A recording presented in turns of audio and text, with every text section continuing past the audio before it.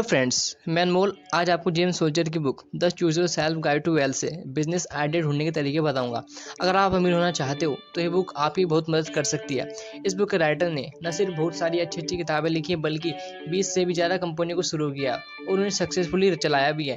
तो अगर वे आपको बिजनेस आइडिया ढूंढने के तरीके बता रहे हैं तो उनकी बातों पर भरोसा ना करने का तो कोई कारण भी नहीं है। तो बिना किसी डिले के आते काम की बात पर शुरू करते हैं। जो कहते हैं कि अगर आप सफल होना चाहते हो तो आपको अपने आइडियाज़ पर काम करना चाहिए, ना कि दूसरों के बताए गए आइडियाज़ पर। और अपने आइडियाज़ पर काम करने के लिए बहुत ज़रूरी है कि आप खुद को इस तरह से ट्रेन करें कि आपके दिमाग में बहुत सारे आइडियाज़ आते रहे। अच्छे आइडियाज़ को जनरेट करने के लिए ज़रूरी है कि आप खुद को एक आइडियाज़ डेवलप करने की मशीन में बदल लो। अब आपका सवाल होगा, क्या आइडिया मशीन कैसे बने? ऐसा करने के लिए सबसे पहले आप सिंपल से राइटिंग पैड खरीद लो, बिल्कुल वैसे ही जैसे वेटर के पास होते हैं छोटे छोटे राइटिंग पैड। ये राइटिंग पैड कैरी करने बहुत ही आसान होते हैं और इस तरह से बने होते हैं कि आपको सब कुछ शॉर्ट में ही लिखना होता है। इसके बाद आपको हर दिन 10 आइडियाज़ जनरेट करना है और जब आप ऐसा करोगे तो 6 महीने से कम वक्त में आप एक आइडिया मशीन बन जाओगे और आपके पास अपनी लाइफ को बदलने का पावर भी होगा। सो दैट आज की वीडियो को पूरा देखना बहुत ज़रूरी है। इसमें मैं आपको बताऊंगा कि आप आसानी से कैसे न्यू आइडियाज़ खोज सकते हो। आप ये भी सवाल कर सकते हो कि 10 आइडियाज़ ही क्यों आखिर? वह इसलिए क्योंकि अगर आप अपने सोचने और आइडियाज़ जनरेट करने की पावर को बढ़ाना चाहते हो तो आपको इतने आइडियाज़ तो एटलीस्ट चाहिए ही।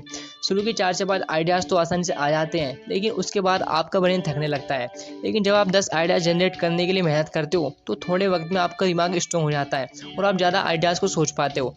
यह बिल्कुल जिम में मसल्स बनाने जैसा ही है। जब आप अपने मसल्स पर प्रेशर डालते हो, बार बार अपनी लिमिट्स को पुश करते हो तो वह बढ़ना शुरू हो जाते हैं। ठीक उसी तरह से आपके ब्रेन में भी मसल्स है। जब आप उन्हें एक्टिव करोगे और बार बार उनकी लिमिट को पुश करोगे तो वह स्ट्रॉन्ग होती जाएगी। क्या आपको पता है कि लोगों की मेमोरी कम क्यों होती जा रही है? क्योंकि हम अपने ब्रेन को बहुत कम यूज़ कर रहे हैं। हमारे ब्रेन का काफ़ी सारा काम हमारे फ़ोन की कॉन्टैक्ट बुक, कैलेंडर और फेसबुक कर देता है। हमें हमारी करीबी लोगों के जन्मदिन याद नहीं है क्योंकि फेसबुक हमें बता देता है। हमें उनके फ़ोन नंबर भी याद नहीं है। हमारे मेमोरी किस तरह कमज़ोर हो रही है इसका मैं अभी आपको एग्जांपल देता हूँ। रिसेंटली आपके या आपके फैमिली मेम्बर्स ने या आपके फ्रेंड ने जियो का सिम लिया होगा और मैं दावे के साथ कह सकता हूँ कि आपको अपनी फैमिली और अपने फ्रेंड में से किसी का भी नंबर याद नहीं है। आपने अपने फ़ोन में उनके नाम के आगे जियो लिखकर सेव किया होगा। भैया जियो, दीदी जियो, सास जियो, ससुर जियो, वाइफ जियो। और हैरानी तो यह है कि हमें अपने पेरेंट्स के भी नंबर याद नहीं है। उनके नंबर भी हमने मम्मी जियो, पापा जियो के नाम से सेव कर रखे हैं। कहने का मतलब है कि हमने चीज़ों को याद रखना छोड़ दिया है, तो हमारे ब्रेन की मसल्स कमज़ोर हो रही है, जिससे हम और भी ज़्यादा भुलक्कड़ होते जा रहे हैं। जब आप अपने ब्रेन को पुश करोगे, न्यू आइडिया सोचने के लिए ज़्यादा मेहनत करोगे तो शुरू में आपको मुश्किल लगेगा, जैसे जिम में शुरू में लगता है, लेकिन बाद में आपका ब्रेन पावरफुल हो जाएगा। धीरे धीरे आपके माइंड में बहुत से आइडियाज़ आने लगेंगे। आपके दिमाग में ये सवाल भी आएगा कि आपको किस तरह के आइडियाज़ जनरेट करना है। हर दिन आपके दिमाग में 10 अमेजिंग बिजनेस आइडियाज़ तो आ नहीं सकते।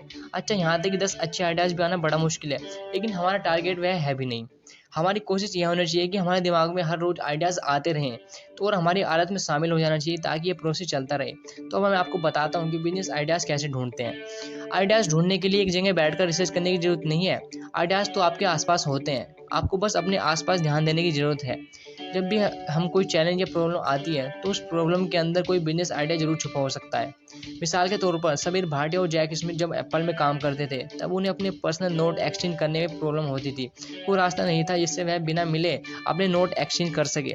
तो इस प्रॉब्लम को सोल्व करने के लिए उन्होंने दुनिया की पहली फ्री वेब मेल सर्विस बनाई, जिसे हम हॉटमेल के नाम से जानते हैं। इसके बाद में उन्होंने माइक्रोसॉफ्ट को $400 मिलियन में बेच दिया।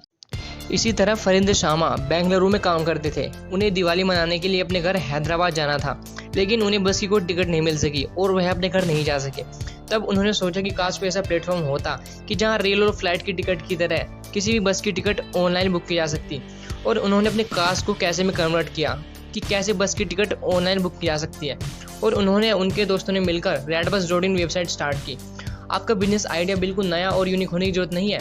आप पुराने आइडियाज़ को लेकर कुछ नया उसमें मिलाकर नया बिजनेस बना सकते हो। गूगल दुनिया का पहला सर्च इंजन नहीं है। फेसबुक दुनिया का पहला सोशल मीडिया प्लेटफॉर्म नहीं है। यूट्यूब दुनिया की पहली वीडियो शेयरिंग वेबसाइट नहीं है। व्हाट्सएप दुनिया का पहला इंस्टेंट मैसेंजर नहीं है। तो आप एक पुराने बिजनेस आइडिया में एक नया तड़का लगाकर बिल्कुल कुछ नया बना सकते हो।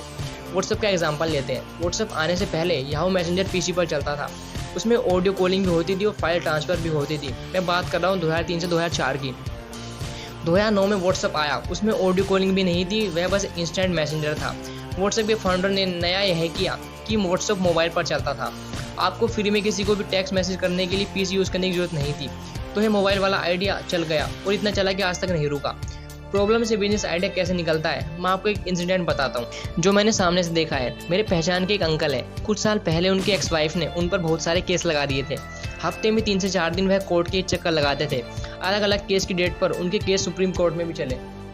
यह केस लड़ते लड़ते, कोर्ट के चक्कर लगाते लगाते वह इतने एक्सपर्ट हो गई कि लोग उनसे एडवाइस लेने लगे और फिर उन्होंने पेड कंसल्टेंसी देना स्टार्ट कर दिया और उनका बिजनेस स्टार्ट हो गया और वह बिजनेस आज भी कर रहे हैं। तो इस तरह से निकलता है प्रॉब्लम से बिजनेस आइडिया। तो ज़िंदगी में जब भी कोई प्रॉब्लम आपके सामने आए तो उससे घबराना नहीं है। आपको देखना ही है कि क्या मेरी इस प्रॉब्लम में कोई बिजनेस आइडिया छुपा हुआ है। तो दोस्तों, ये थी आज की वीडियो। आई होप आपको पता चल ही गया होगा कि बिजनेस आइडिया कैसे ढूंढते हैं। अगर आपको वीडियो अच्छी लगी हो तो वीडियो को लाइक, चैनल को सब्सक्राइब और शेयर कर देना। और अगर आप चाहते हो आप आगे वाली वीडियो मिस ना कर पाओ तो आप बेल नोटिफिकेशन ऑन कर लेना। Thanks for watching.